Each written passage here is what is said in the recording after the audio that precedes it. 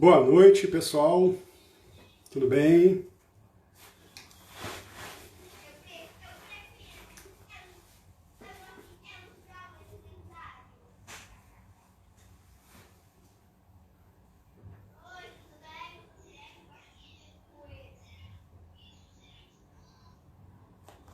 Boa noite, dona Vânia.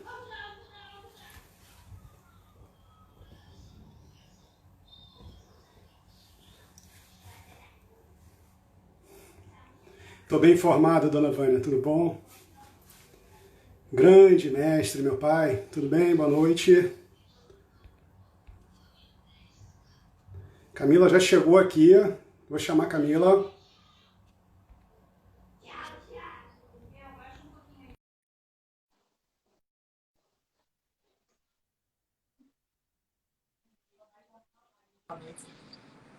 Olá, tudo Oi, bom? André. Oi, galera. Boa noite. Tudo bom? O Tudo pessoal está bom? entrando aqui. Está entrando aqui um pouquinho. A gente pode aguardar, Camila. Uhum. Para começar, o Instagram mesmo vai avisando, né? Que vai fazendo a divulgação da live para o pessoal pode entrar. Alexandre, boa noite, Alexandre, tudo bom? Essa é boa para você, hein, meu amigo? Vanessa é minha incentivadora, está sempre compartilhando. Beatriz, tudo bom?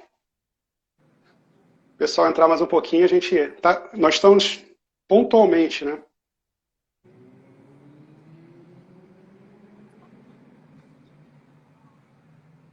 Camila, Oi. é, Dona Ré, olha que orgulho, Dona Ré. Agora eu conheço a senhora, reconheci o Instagram, tá vendo? Dona Ré Chang, tá aí. Paula, obrigado pela presença de vocês. Vamos começar a live Rodolfo. de hoje. Oi? Rodolfo. Rodolfo, exatamente. Pessoal, a gente está fazendo uma live hoje. Eu vou pedir para que a Camila se apresente e aí a gente inicia. Tudo bom, Renan, meu parceiro? Eu vou pedir para que ela se apresente e aí a gente começa a nossa live aqui explicando para vocês o objetivo por que a gente está aqui hoje, o que a gente pretende trazer para vocês. Então, Camila, por favor, faça as honras. Primeiro, muito obrigado por você estar aqui com a gente, viu? Fiquei muito Obrigada honrado pelo você ter me convite. chamado. Meu nome é Camila, sou engenheira, trabalho com perícia já há uns anos e conheci o André em uma perícia, onde ele era assistente técnico e eu era a perita. E a gente tem seguido com um trabalho assim, adoro o trabalho do André, acho o trabalho dele perfeito. Então, acho que essa parceria minha com ele vai funcionar, tá funcionando muito bem.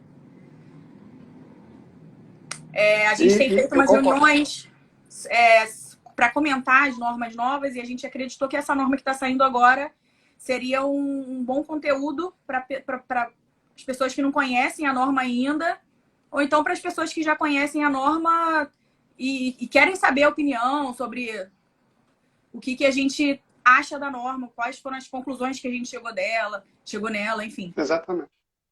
A Camila também, a gente encontrou ela, exatamente, foi bem o que ela falou, né? A gente encontrou fazendo perícia e eu fiquei muito feliz, assim, porque, na verdade, a culpa de eu estar aqui hoje falando disso, dessa norma, é dela. Ela, assim, ato contínuo, a norma lançou no dia 21 de maio e ela, na sequência, ela já me mandou um print e como a gente trabalha muito com as questões de vício construtivo, né, com a perícia prévia para vício construtivo, eu falei, olha, essa norma ela me interessa. Eu falei de inspeção predial. E aí entrei no site da BNT, comprei a norma, mas ela é a grande responsável por isso. Bom, gente, tem 20 pessoas praticamente na live. E o que eu queria dizer para vocês é o seguinte. É uma norma muito nova, foi lançada agora dia 21 de maio. É, a nossa intenção é trazer para vocês assim, um pouco do panorama da norma. Nós fizemos, como a Camila disse, pelo menos umas 4 reuniões, um small group de estudo, né? Eu queria agradecer, inclusive, ao Pedro Borba, não sei se ele está assistindo, e ao Gustavo Signorelli. Todos funcionam como peritos e a gente se antecipou aí no sentido de pegar a norma, analisar para poder ver o que a gente poderia trazer para vocês. Tá? Então, o objetivo não é pegar e emitir qualquer tipo de opinião, e sim destacar aquilo que a gente achou mais interessante, porque o mercado estava carente desse tipo de norma, não é, Camila?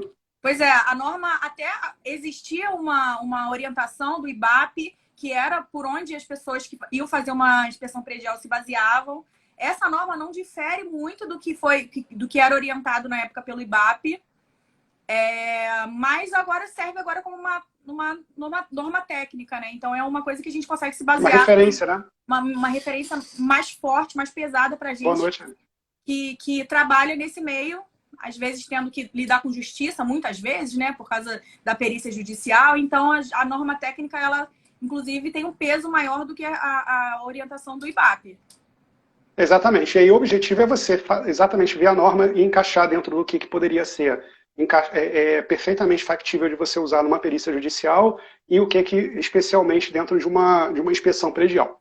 Bom, o IBAP nacional também ele foi fantástico. Eu não posso deixar de registrar aqui com Camila que durante 7 anos essa norma ficou sendo estudada por comissões até que ela viesse efetivamente a tomar esse formato, que é esse estudo que a Camila está falando, né, que foi realizado. Tá?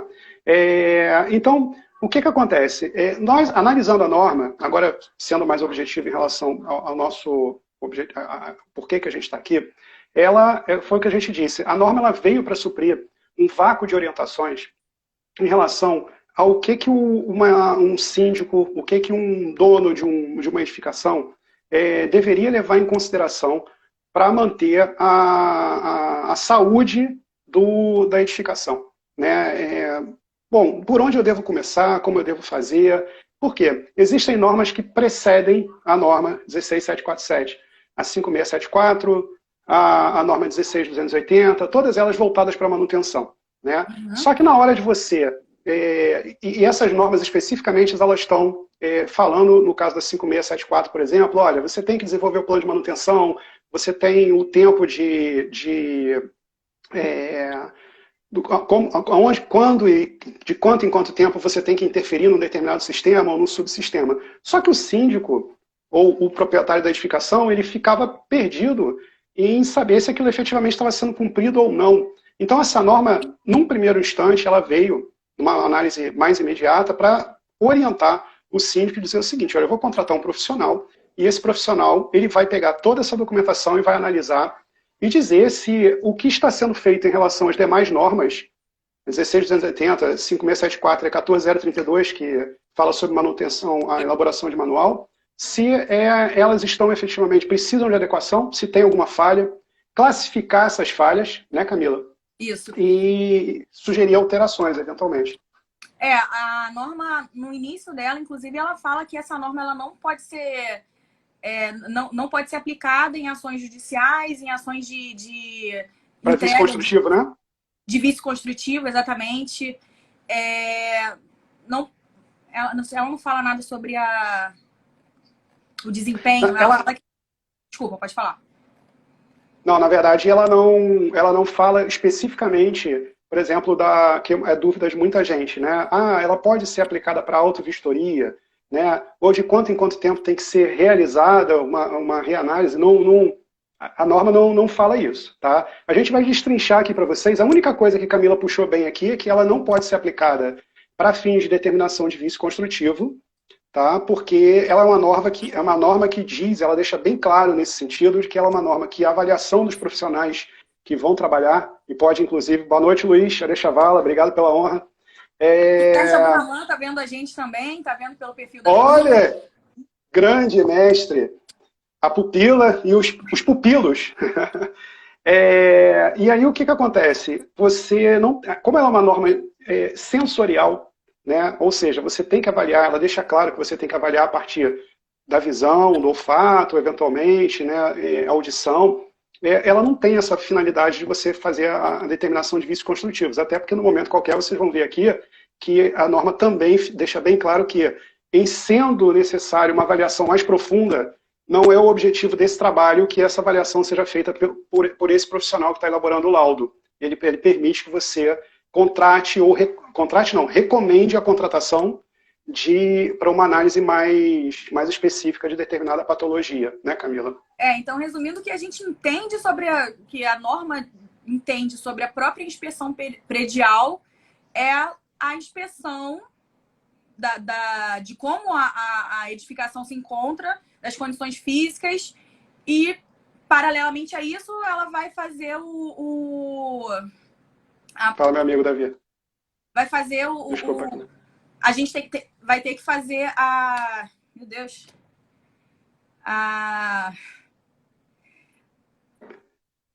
Vamos lá. A partir da inspeção que você tem do prédio, você vai conseguir fazer uma análise completa do estado da edificação, para que você consiga passar para o síndico, no caso, qual é a real. Ela tem uma função, como o Pedro e como nós falamos, gerencial em cima das demais normas.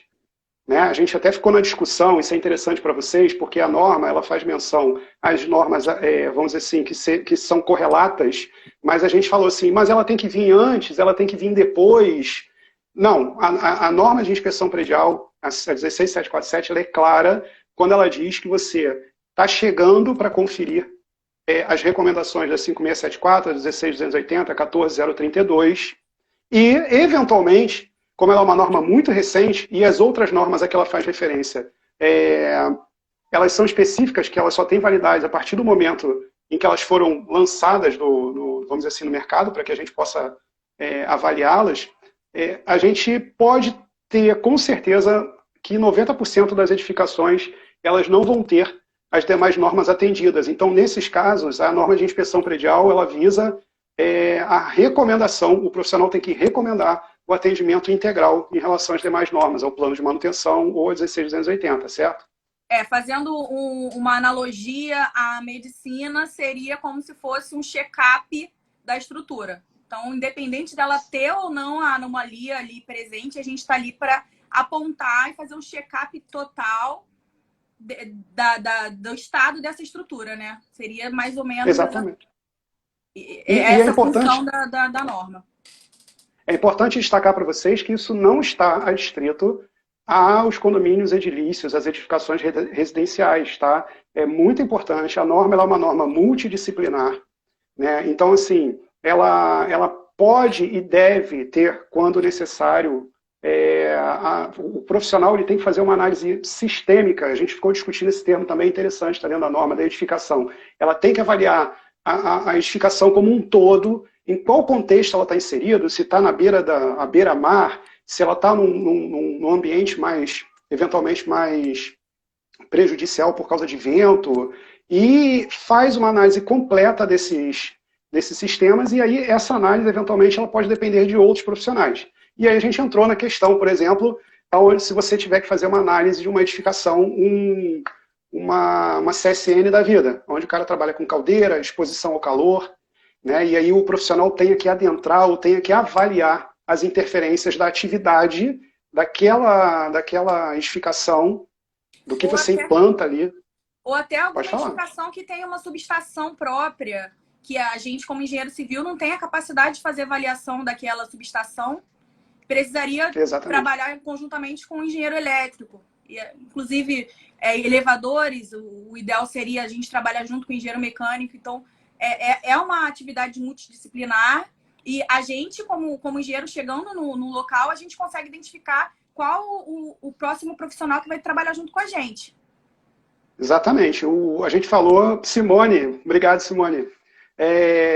A gente tem também a questão, a gente tem um outro exemplo, isso é importante vocês, antes da gente falar rapidamente aqui do restante da norma, é importante que vocês tenham então em mente que ela não está limitada à edificação residencial, ela pode ser uma industrial. Você pode ter um caso, por exemplo, da CSN, né, com caldeiraria. Você pode ter por exemplo, uma edificação a ser analisada que é um frigorífico, onde você vai ter que fazer a análise, eventualmente, da estrutura ou dos componentes da edificação mediante a exposição a uma temperatura muito baixa. Então, isso é responsabilidade do profissional que está sendo contratado fazer essa análise. Isso, dentro do contexto da norma, a gente tem 3 itens que a gente basicamente tem que destacar na norma. A anamnese, que é isso que a gente está falando agora, fazer uma avaliação do todo, sistêmica, de como funciona a edificação onde ela está. Você efetivamente... Mais do que isso, a anamnese também é a gente chegar no local e colher informação das pessoas que estão utilizando aquela edificação, né? Então, considerando ainda a possibilidade de que a gente está fazendo uma vistoria e uma edificação residencial, é pegar informação com o porteiro, com o zelador, com o síndico, informações que provavelmente a gente não teria caso a gente não perguntasse. Essas informações, realmente, como a gente não usa o imóvel, a gente não tem como ter. Então, se teve uma reforma em algum apartamento e lá a gente teria que entrar, ou, enfim, como é feito as manutenções, por mais que possa ser provado em documento. Sim, para que você possa complementar um item que a gente vai falar aqui, que é o apanhado de documentos, né? Então, você vai fazer a anamnese, vai solicitar essa documentação, vai fazer a sua entrevista com as pessoas, porque no caso de edificação residencial, por exemplo, só para vocês, para contextualizar, é normal que entre síndico e saia síndico, e você não tenha, o síndico bota tudo embaixo do braço, leva embora, e o próximo síndico não tem o histórico pretérito das intervenções que foram realizadas. Então, é muito importante que se faça essa anamnese, procure a documentação. Isso está bem claro na norma, tá? A partir do momento que você faz Fala, Pedrão. A partir do momento que você faz essa anamnese, você vai partir para a vistoria sensorial. É aí que eu queria que você explicasse um pouquinho, Camila. A gente ficou nessa discussão, sensorial pode ser complementada. Esse é o segundo item que a gente tem que levar em consideração, que a norma deixa claro. A norma manda a gente chegar no imóvel e que não, no imóvel, independente de qual seja, e não utilizar nenhum equipamento para fazer. Não tem a necessidade da gente fazer, por exemplo, um ensaio, mesmo que não seja destrutivo, um ensaio de esclerometria ou qualquer outro ensaio que leve a gente a uma conclusão muito específica.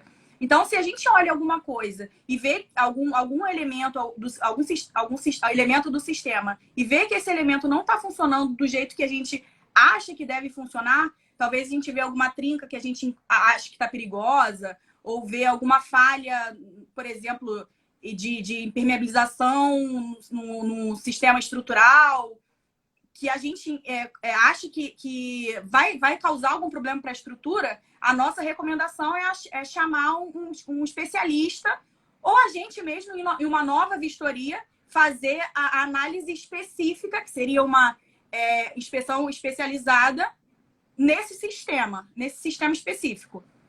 Mas o nosso trabalho como engenheiro fazendo essa inspeção seria apenas sensorial, ou seja, usar os sensores, nossos sentidos de olhar, sentir o cheiro do gás, qualquer coisa parecida, ou tocar para ver se não está úmido, sem a utilização de aparelhos que poderiam nos auxiliar. É para fazer um check-up da edificação e o que for mais importante, mais criterioso, depender de uma análise posterior, você faz esse apontamento, né? A Érica fez uma pergunta aqui que a gente vai responder mais tarde, vai falar sobre isso, tá, Érica? A questão do profissional habilitado, daqui a pouquinho, tá? Então a gente tem a anamnese. Desculpa. Pode eu vi falar. uma pergunta também que eu acho que é prudente. Não sei quem foi que perguntou se a inspeção de vistoria extingue a auto-vistoria. Não. Vistoria. Ela serve, inclusive, para orientar essa auto-vistoria, que é uma das vistorias que a gente faz que utiliza a inspeção predial. Então, ela chegou para orientar todos os engenheiros que estão fazendo essa auto-vistoria, que é obrigatória por lei em todos os locais do Brasil. A auto-vistoria se inclui dentro dessa norma, né? Porque você pode ser contratado para fazer um outro tipo de inspeção predial, por exemplo, que não tenha com relação à auto-vistoria especificamente, né? Então, a Érica aqui falou de novo, respeitar. Eu vou falar sobre isso, Érica. A gente vai falar, acho que você vai ser respondida assim, tá?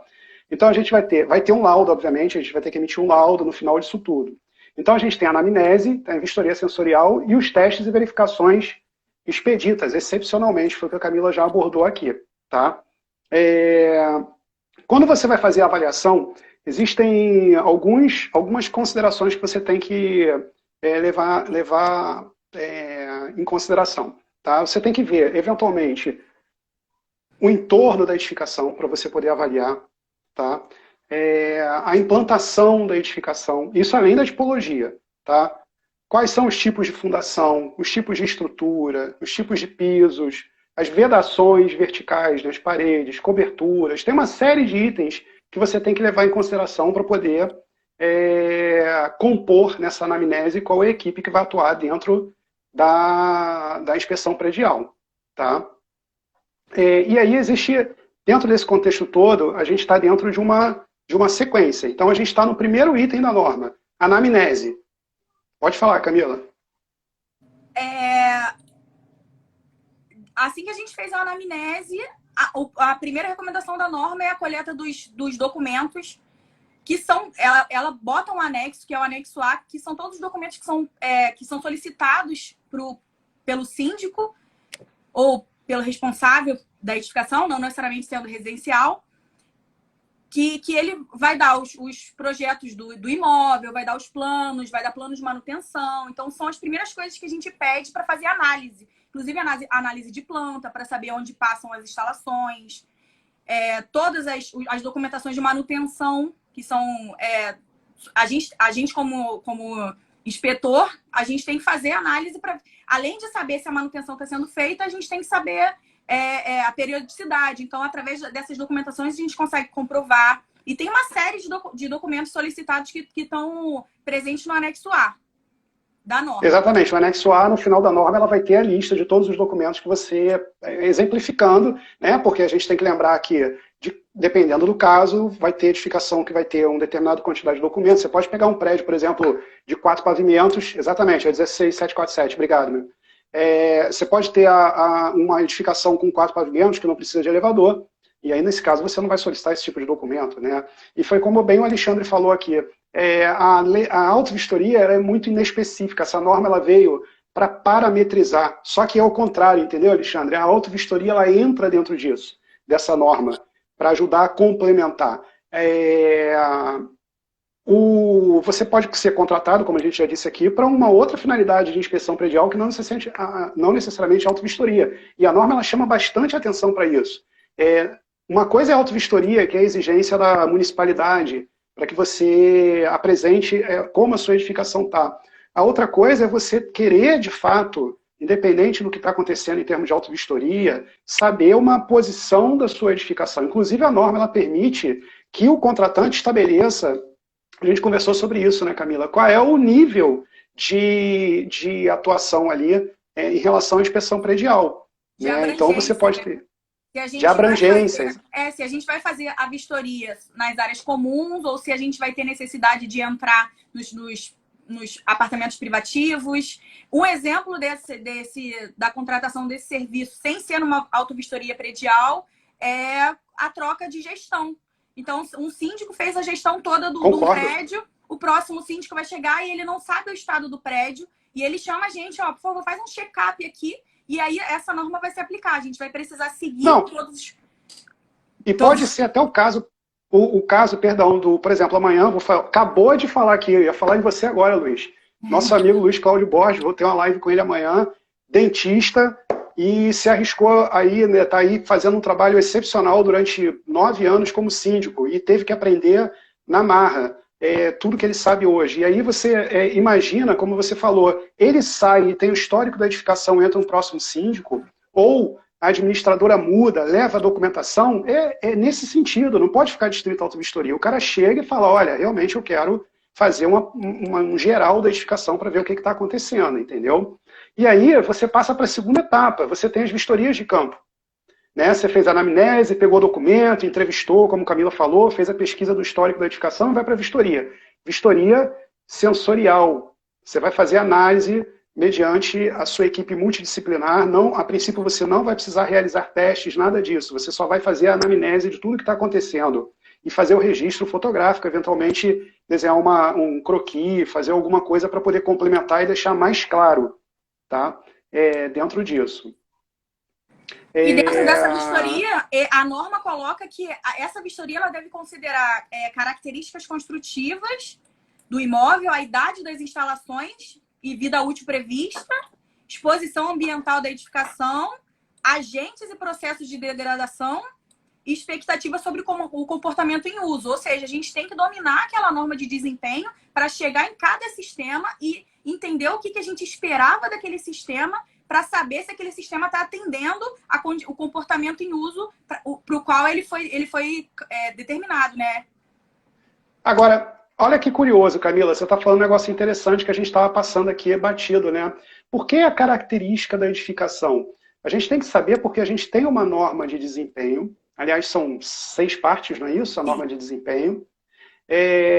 E a norma de desempenho, ela foi, obviamente, ela é uma norma muito recente. E aí você, assim como as demais normas, aqui esta norma faz referência, 16747, e aí, para que você faça o seu parecer a partir da avaliação sensorial, você não pode, no momento que você for recomendar uma correção ou uma ação, exigir algo mais que não tenha sido objeto da aprovação ou de uma norma específica à época da aprovação daquela edificação. Então, por exemplo, a norma de concreto, que a gente estava falando num dos estudos, ela mudou absurdamente ao longo dos anos. A gente tinha coeficientes de segurança muito maiores lá na época que Copacabana, por exemplo, começou a ser povoada, né? Então, hoje em dia, você tem coeficientes muito menores. Eu não posso exigir hoje uma correção baseada na norma de concreto atual para algum parâmetro que já tenha sido exigido naquela época. Eu tenho que adotar os mesmos parâmetros de projeto, as mesmas referências constantes do manual do síndico ou do manual de operação, entendeu?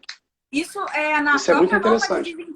Na própria norma de desempenho, a norma cita isso, ela cita que só serve para imóveis construídos a partir do lançamento da norma e imóveis novos, ou seja, recém-entregues. Por quê? Porque a norma de desempenho exige, por exemplo, algumas coisas específicas em relação à rota de fuga. Então, precisa da porta corta-fogo, precisa daquele espaço entre as duas portas corta-fogo. E tem apartamentos que são antigos e eles foram construídos antes do lançamento dessa norma que não tem como adaptar. A própria norma de acessibilidade também exige muitas coisas que os prédios não conseguem fazer. Então, a gente não tem como pegar e simplesmente falar, ó, não está cumprindo a norma. Não, a gente tem que entender a idade do prédio para entender a idade das normas. A necessidade. Saber... Exato. E a norma diz, inclusive, que a gente tem que olhar as normas vigentes na época da confecção do prédio. Foi. Você não pode pegar um prédio, por exemplo, que não tem uma anticâmara, né? Você falou, de escada de incêndio, e exigir que ele se adeque naquele sentido, né? É uma coisa. Inclusive, tem a questão do bombeiro, que andou aí em muitas edificações solicitando que fossem instaladas refeito o sistema de hidrante, né, e de sprinkler, e aí tem prédio, inclusive, que não consegue atender, né? Isso numa inspeção numa inspeção predial, você consegue fazer análise, eventualmente, visual, se há possibilidade, se não há possibilidade.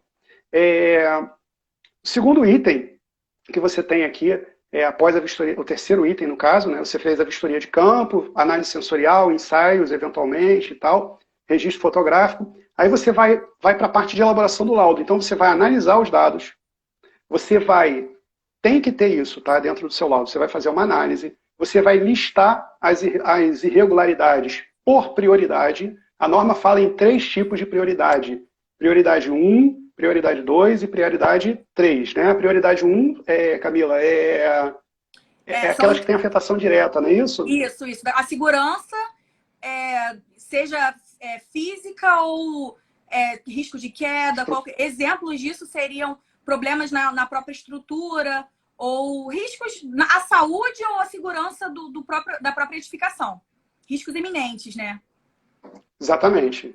Você tem a prioridade 2, né, onde você eventualmente alguma coisa que você tenha que fazer em função de uma necessidade realmente emergencial, mas ela pode demorar um pouco mais para fazer, né, que não seja emergencial, no caso, a norma ela só separa dessa forma.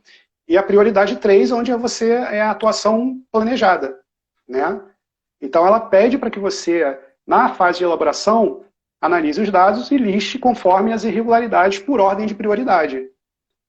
Em ato contínuo, você defina as ações de correção ou mitigação daquilo que você observou. através de uma certo? classificação que ela coloca. Ela, inclusive, pede para a gente classificar cada irregularidade de acordo com se ela é endógena, exógena ou funcional. Ou seja, se ela decorre das etapas de construção, que são o projeto ou a execução, e as exógenas, que são fatores que são provocados por terceiros, né? E a funcional Sim. por conta da falta de manutenção, ou, enfim, o envelhecimento natural da edificação. Ela pede para que a gente classifique isso para poder fazer essa classificação de risco. E, por fim... E aí vai uma coisa curiosa, né? Porque o que acontece? Que é uma dúvida que eu acho que a gente pode trazer para vocês aqui. Se a norma ela é sensorial, né? E você tem que fazer a classificação, por exemplo, das patologias em endógena, exógena ou funcional.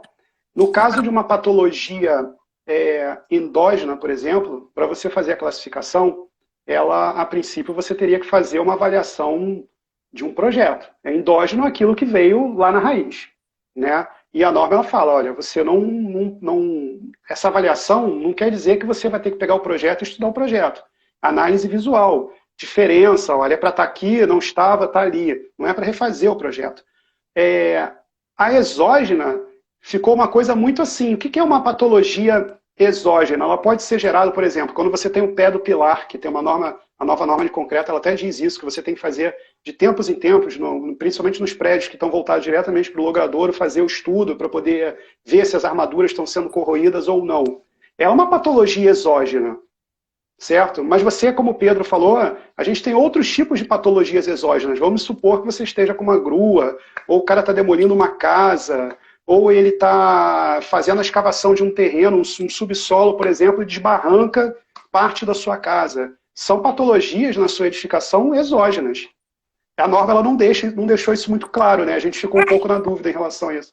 Eu acho que a gente até consegue chegar, pelo menos até ter um norte de qual é a classificação dessa anomalia através da própria anamnese. Então, a gente teria que fazer a anamnese além nos síndicos, fazer na vizinhança.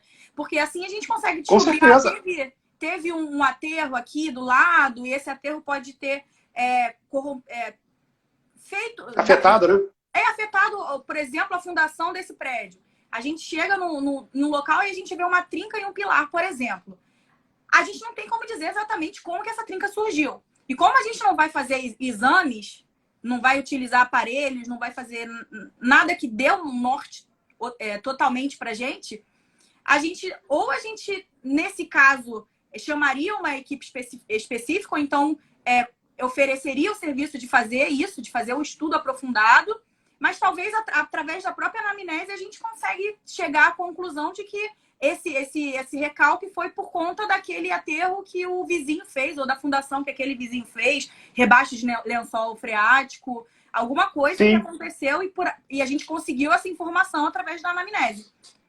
É importante destacar que a norma ela não atribui a responsabilidade, caso o profissional, no momento que estiver fazendo a inspeção, ele chega à conclusão que ele não tem como emitir um parecer final sobre aquilo, ele fazer a classificação e, eventualmente, se ele não puder complementar, se ele não puder concluir através da anamnese, que ele recomende que um profissional especializado, para isso é que serve a norma de inspeção, ele chegar e falar assim, olha, isso aqui é um grau de risco alto e eu acho que você tem, eu recomendo que é um grau de prioridade 1, com uma patologia exógena, e você tem que contratar um engenheiro calculista aqui para poder saber qual é a solução mais adequada. É isso. É basicamente isso. Dentro do que for possível, você vai fazer a avaliação, mas a norma não cobra isso do engenheiro na hora que está fazendo. Tá? Ele cobra, sim, que você tem uma série de itens que tem que avaliar e não pode deixar de verificar na edificação como um todo, que é a tal da análise sistêmica.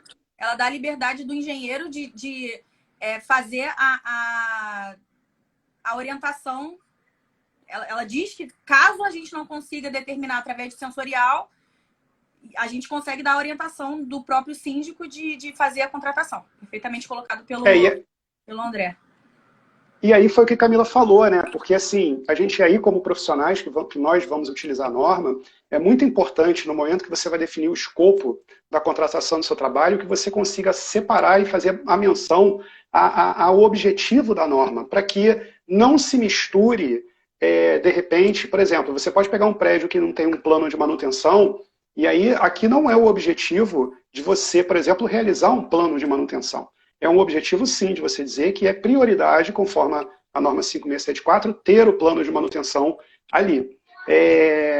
Porque senão pode ser que a coisa fique um pouco confusa para quem está te contratando. E são trabalhos totalmente independentes. Uma coisa é você apontar a ausência, a outra coisa é você recomendar que seja feita e contratar um profissional já é uma terceira etapa disso tudo, né?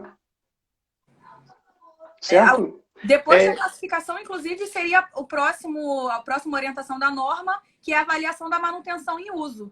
Então, depois de fazer essa classificação, a norma orienta a gente de fazer a avaliação dessa manutenção, que é, primeiro, pesquisar se o próprio prédio tem o plano de manutenção e depois ver se esse plano ele é adaptado e está corretamente feito para aquela edificação. Então, se os prazos que aquele plano colocou, eles estão corretos.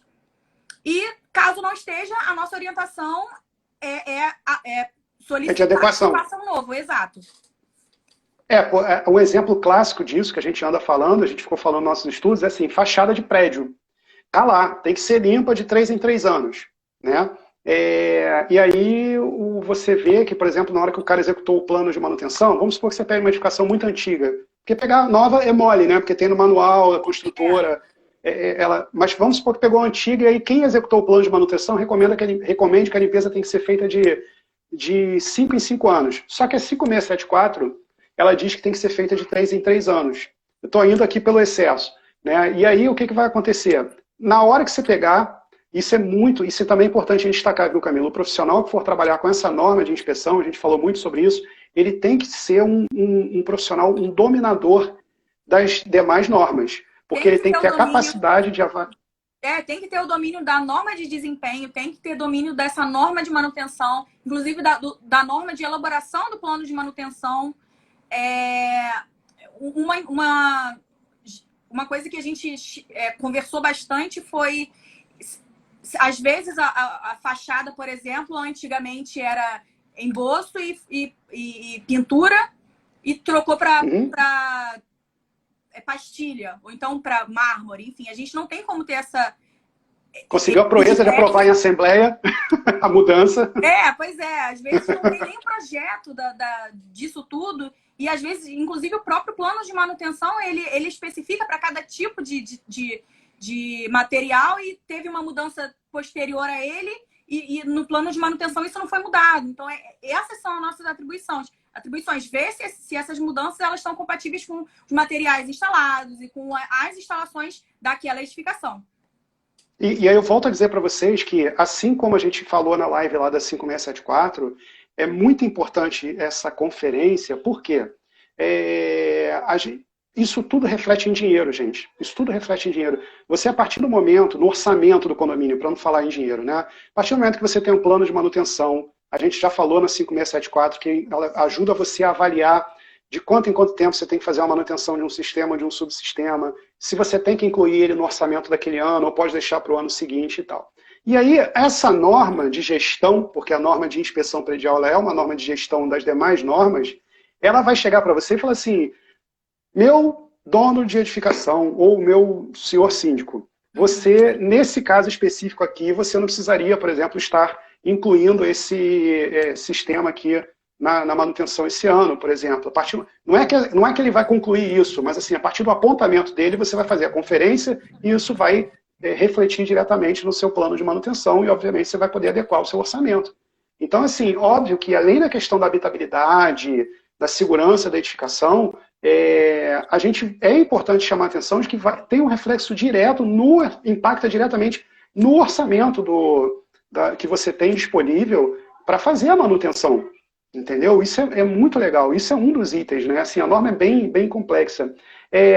Alguém perguntou, você falou há um tempo atrás, Camila, sobre a obrigatoriedade na inspeção predial.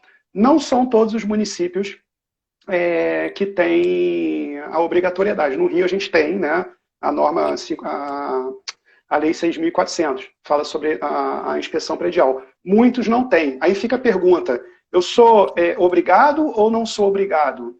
Eu, se fosse proprietário de um edifício ou um síndico, independente de ser obrigatório ou não, se eu estou querendo saber... Você não vai no médico, eu sempre comparo a edificação com o ser humano. Eu não vou no médico só quando eu estou doente. Eu tenho que ir no médico para saber como eu estou. Porque muitas vezes eu estou bem, estou me sentindo muito bem e tem uma doença que está me consumindo. E um prédio é exatamente igual, uma edificação é exatamente igual. Então, assim, não existe a orientação a partir da municipalidade no seu município, ainda assim faça, é recomendável, você vai conhecer aquilo que você tem em mãos, entendeu? O que você acha em relação, Camila, para a gente complementar isso? Pois é, eu acho que mesmo sendo obrigatório, não são todos os edifícios que fazem. Na verdade, o síndico ele se preocupa muito mais depois que se começou a se preocupar, depois que isso tornou obrigação, pelo menos aqui no Rio de Janeiro. E muitas vezes a gente vai chegar lá e vai oferecer o nosso serviço e ele vai falar, não, faz o mínimo possível, faz o básico. Não entra nos apartamentos privativos, obviamente isso vai diminuir o preço desse nosso laudo de inspeção. E para ele, quanto mais barato, melhor. E ele não entende que a gente dando para ele esse posicionamento do check-up do prédio, além de garantir a segurança da edificação, a gente consegue, inclusive, diminuir o custo. O custo dele, que a gente dando... A longo prazo. Aquela fachada agora não tá boa, mas você fazendo o reparo X já vai ficar boa. E ele não sabendo disso, passaram mais alguns anos, ele vai ter que refazer a fachada toda. E o custo disso é enorme. Ele poderia ter... É enorme. E ele poderia ter evitado isso só fazendo um laudo. Um laudo que hoje é obrigação aqui no Rio de Janeiro. Ele não botando a gente para entrar, a norma, inclusive, ela, como a gente falou, ela dá a opção do síndico escolher qual vai ser a abrangência. Então, se ele escolhe que a gente não entre nos apartamentos privativos, a responsabilidade por aqueles apartamentos privativos continua sendo dele. Então, aconteceu alguma coisa, uma explosão de gás, por exemplo, como foi aquela que aconteceu recentemente no Rio de Janeiro, ou qualquer coisa parecida, não é de responsabilidade do engenheiro que está lá tecnicamente capacitado para fazer a avaliação de se a estrutura ou todos os sistemas estão funcionando perfeitamente. Você tocou em dois aspectos aí super importantes, tá? Um é a questão da banalização que estava existindo, inclusive em relação à auto-vistoria, né, dos preços. Então, assim, que essa norma, apesar de ser obrigatória, que o cumprimento da inspeção predial em alguns municípios, onde o Rio de Janeiro se inclui, mas muitos profissionais estão fazendo a coisa de uma maneira muito básica, aí já partindo pelo outro lado, de forma a baratear, porque assim, o síndico, a gente não pode esquecer que o síndico, o dono de uma edificação, muitas vezes não é engenheiro.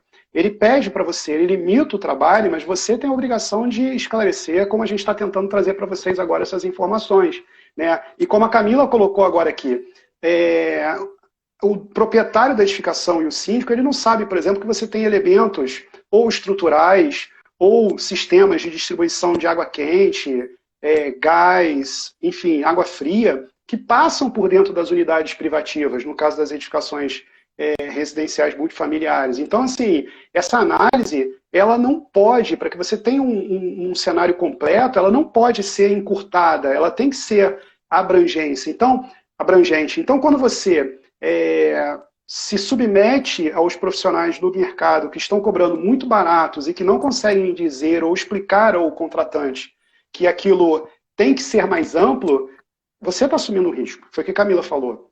Isso porque os próprios síndicos, como falaram aqui, eles não têm o conhecimento disso, né? E dentro do próprio apartamento privativo passa, como você falou, além de todas as instalações, principalmente a estrutura que deixa o prédio em pé. Ou seja, Aí aquele vídeo que Desculpa, aquele vídeo que viralizou, né? Aquele vídeo que viralizou do cara com um martelete mecânico. Um martelete tirando um pedaço do pilar, enfim. São coisas que, às vezes, até a pessoa, provavelmente aquele cara que estava fazendo aquilo, não tem nem um pouco de noção do que ele estava fazendo no prédio. Enfim, e além disso,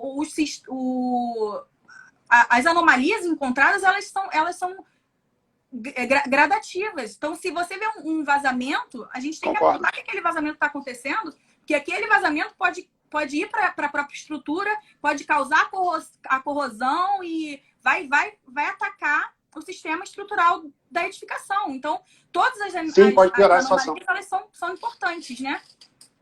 Não adianta a gente só ver os pilotis, não adianta a gente só ver o PUC se metade do prédio a gente não consegue ter acesso.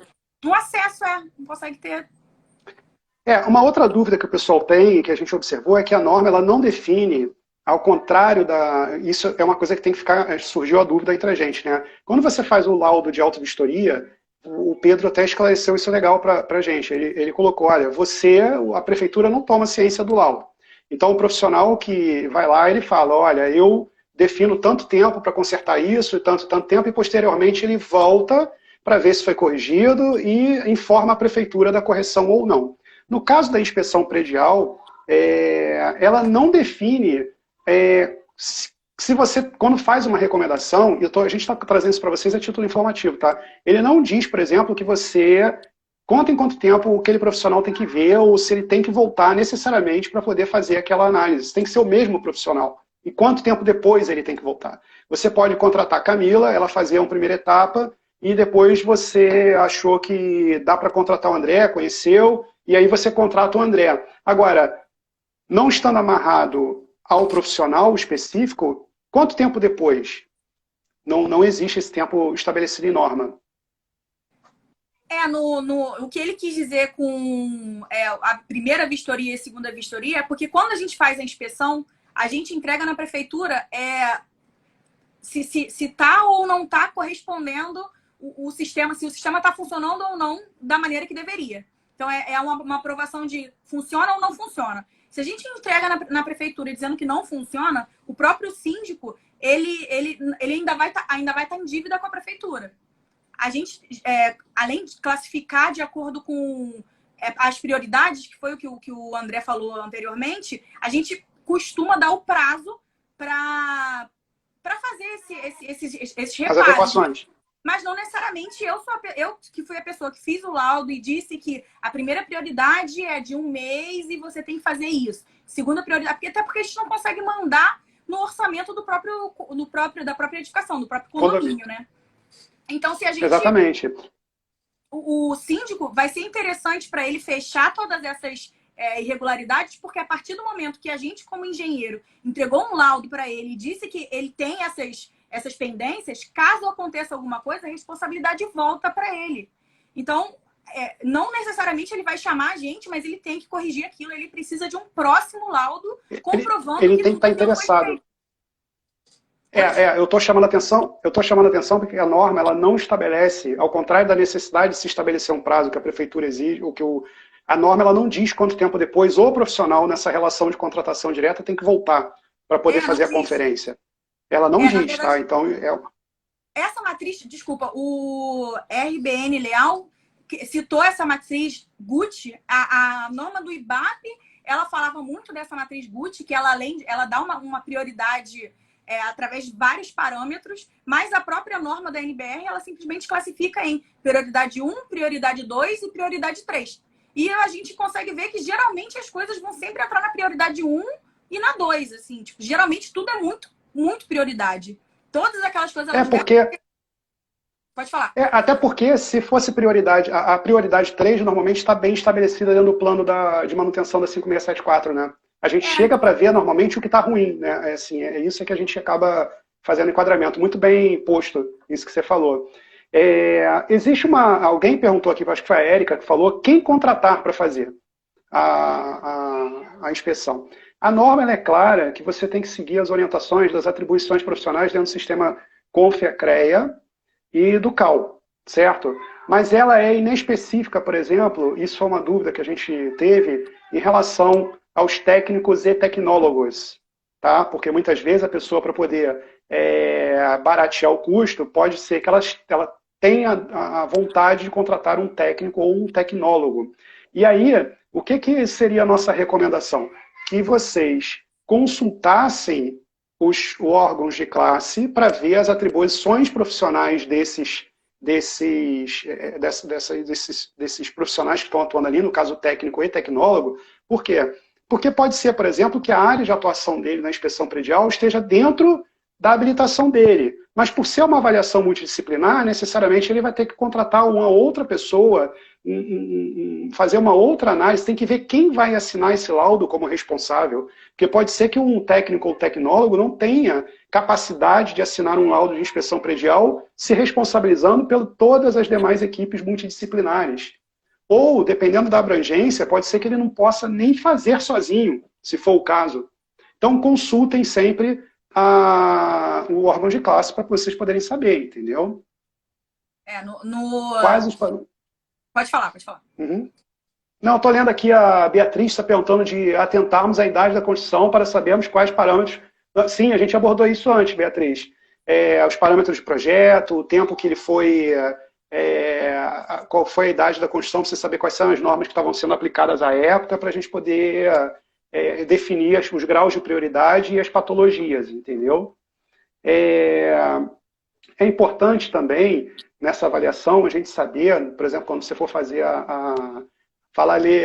quando a gente for fazer a avaliação do laudo, se em relação a 5674, se as equipes de manutenção estão sendo aplicadas ou com mão de obra orgânica, porque a 5674 ela define isso. Quando você for falar, olha, tem que corrigir. Ela tem que corrigir baseado na 5674. Com mão de obra orgânica, tem que ser com uma empresa especializada ou com uma empresa capacitada. É importante isso também, a gente tem que levar isso em consideração, porque tem sistemas e subsistemas que a gente pode recomendar a ação diretamente do seu predial lá, aquele cara que é o famoso faz tudo, né? Ou com pessoas especializadas dentro da sua equipe. Pode ser que você tenha que contratar a empresa especializada, que é aquela que tem que ter o responsável com a RT, um cara que esteja ali, um profissional habilitado dentro do CREA, ou você pode ter uma capacitação, por exemplo, vou fazer uma revisão de ar-condicionado. Você pode chamar um técnico que fez um curso daquilo dali. Então, essas recomendações, elas têm que ser avaliadas também, tá? Então, respondendo à pergunta da VGDPG... É Vânia. Vânia, tá, da Vânia. Ela pergunta se for engenheiro, é necessário que tenha um curso específico também. Na verdade, a norma diz que precisa simplesmente ser um profissional habilitado, ou seja, que ele tenha uma formação na área de engenharia ou arquitetura, com registro no respectivo conselho de classe. Ou seja, ele tem que ser engenheiro ou arquiteto e tem que ter CREA ou CAL. Agora, óbvio que é um serviço técnico e se você não dominar o serviço, inclusive as outras normas que a gente citou aqui, não vai fazer um bom trabalho. Mesmo tendo habilitação. Oi, desculpa. Mesmo tendo habilitação, porque eu, por exemplo... Ele tem que ter o conhecimento, ele tem que garantir que ele vai fazer um trabalho e sabe fazer aquilo. Então, a indicação, sim, é que se tenha um curso ou muita experiência na área, que tenha se criado de algum jeito, mas o que a norma pede não é um curso. A norma pede simplesmente a formação... Habilitação. E habilitação, exato. Na vacância do conhecimento, ou... como a gente que fez, nós somos engenheiros generalistas, a gente não é especializado em estrutura, construção civil e estruturas, mas eu não pratico o cálculo estrutural, por exemplo. Se eu vejo uma patologia dentro da área estrutural, nesse caso do laudo de inspeção predial, eu vou fazer análise e falar assim, olha, corre um risco visual de abalo da estrutura. Qual é o grau de prioridade? 1. É uma patologia o quê? Endógena, exógena? Sim. E quem que pode avaliar melhor? Eu vou recomendar que você calcule o engenheiro calculista. Ele vai poder dizer para você quais são as ações necessárias à correção daquilo dali. Eu acho que é por aí. Então, o que a gente tem que esperar, até porque o nosso tempo está se esvaindo aqui, dessa norma, né, para a gente poder fazer a conclusão. Ela vai identificar, vai fazer...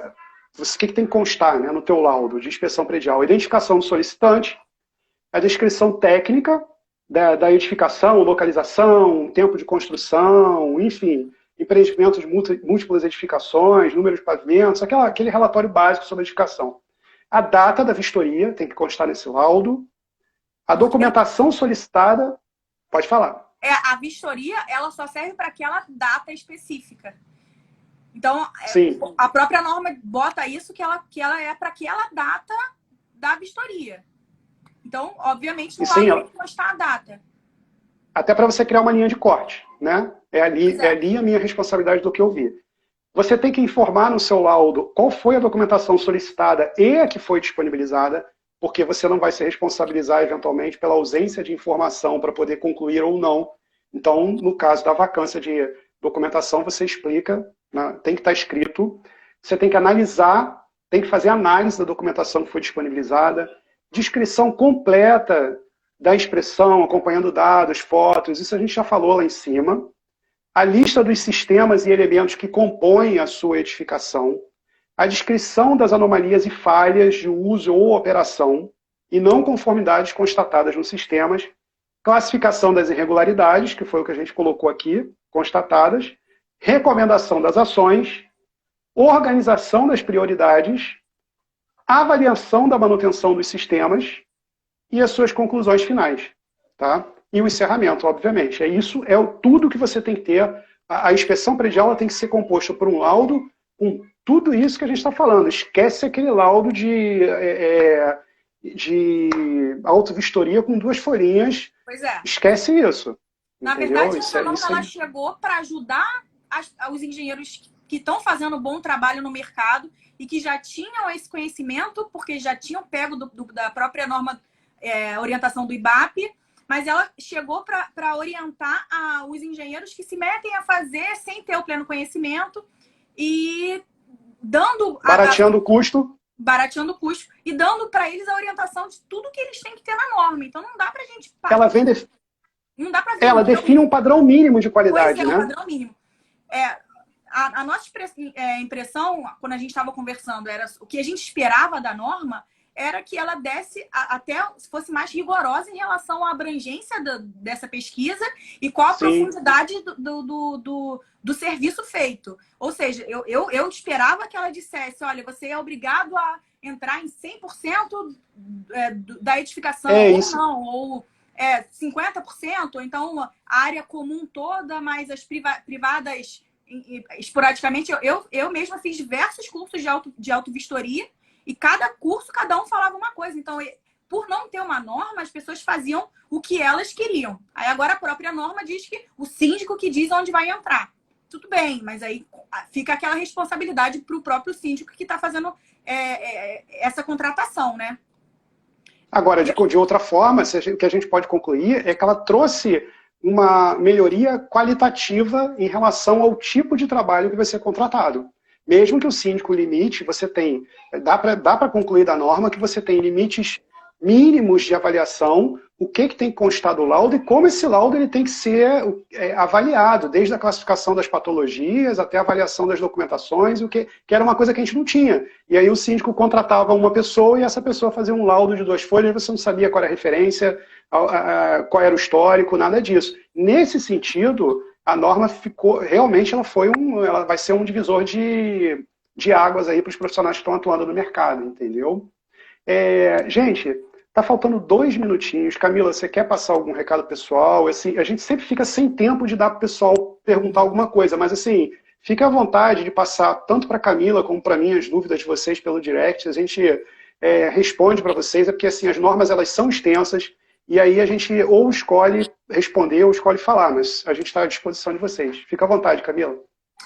Eu comecei agora nesse mercado digital, então tenho colocado bastante conteúdo interessante de testes que eu tenho feito nos laudos ou que eu já fiz em outros laudos. Então, eu acho interessante as pessoas que têm interesse nessa área da manifestação das patologias da construções seguirem o Instagram e entenderem um pouco do trabalho, isso caso tenha um interesse na área, né? Enfim, eu estou colocando no mercado, estou sempre atualizando, então faço convite para quem quiser seguir, quem não é seguidor da minha página. A nossa intenção é trazer uma visão da engenharia legal dentro da engenharia tradicional, né? É o terceiro braço da engenharia, né? Você pode construir, você pode fazer o projeto, né? E a gente pratica a engenharia legal, que está muito encampada dentro da consultoria, sempre olhando ali a coisa de uma forma do interesse de todo mundo, né? Gente, eu queria agradecer a você, Camila, demais pelo seu convite. e pela oportunidade e agradecer a todo mundo pela participação, pela paciência e pela audiência e nos colocar à disposição para caso vocês tenham alguma dúvida, viu? Camila, Sim, chama a brigadão, gente viu? lá no direct. Obrigada, André. Foi muito bom ter essa troca com você, sua experiência, ajudando todo mundo que tem dúvida, enfim, botando seu entendimento da norma, muitas questões Vai importantes cair, que vai você cair. levantou.